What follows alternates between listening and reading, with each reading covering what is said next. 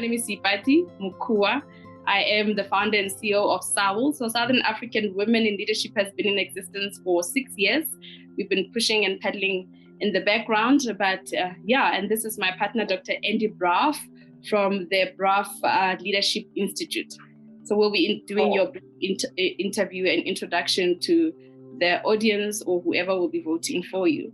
So just a little bit about Rapelang. Who's Rapelang? I know who Rapelang is, but who's Rapelang and what is she about? Sure. So my name is Rapelang Rabana, and I would initially sort of call myself a tech entrepreneur. But beyond that, I really believe in the power of technology to transform how we live and work and ultimately provide greater access to services and products to people beyond what we can achieve in the analog world. And given that, a vast majority of African consumers and businesses are, severely underserved, I do believe that we've got to figure out how we leverage technology for that. Awesome. I think if I remember correctly, you were a bit ahead of us with the disruption that we've recently encountered with COVID. Would you say that you were more prepared than a lot of us, or did it also affect you in the same way? Internally, I think that COVID was really a breeze for us. We've always been designed as a digital online company. We've always made use of the best sort of online collaboration and productivity tools out there.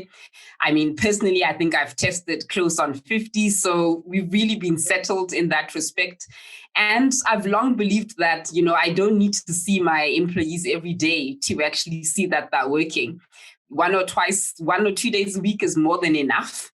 And I've long transitioned to the point where you've got to work on relationships of high trust and not believe that I have to see people to see if they're working. So for us internally, it was an absolute breeze.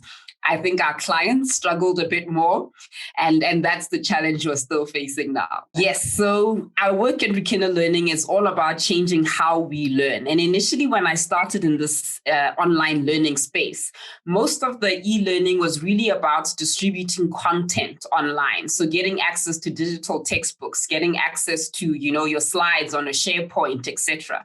But it wasn't fundamentally understanding how do we engage and assimilate that knowledge or insight. And that's what we really focus on at Rekindle Learning with our adaptive microlearning. It's all about how do we make sure that people can access learning the same way they access social media. So you're not clocking 2 days in a face-to-face or a whole afternoon on an e-learning platform. It's about learning in your general flow of life and repackaging content so that it's highly interactive, videos, questions, because nobody has time to read.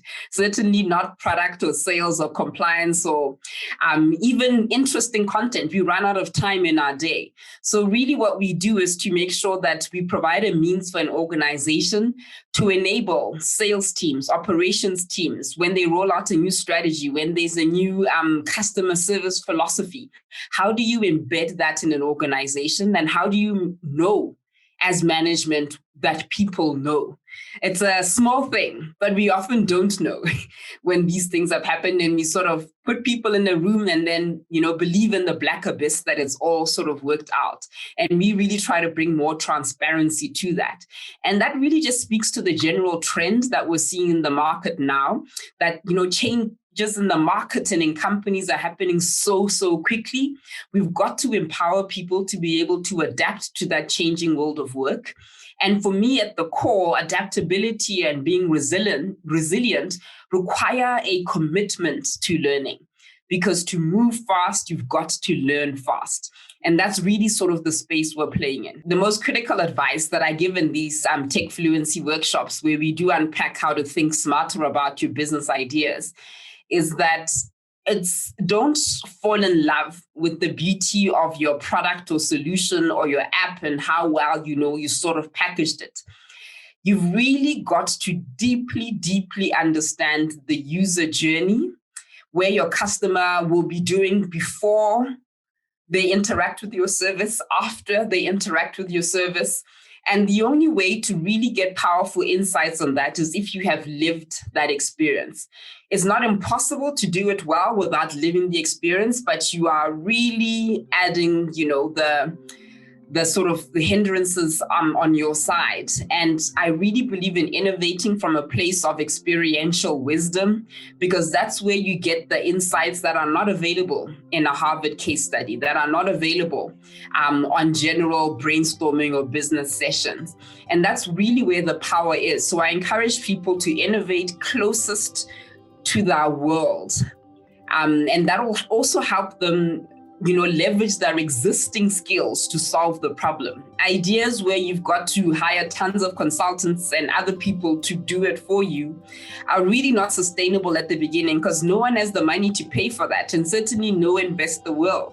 You've got to be able to get going by yourself in some small way or fashion. And this is why leveraging your experience and expertise is the fastest way forward.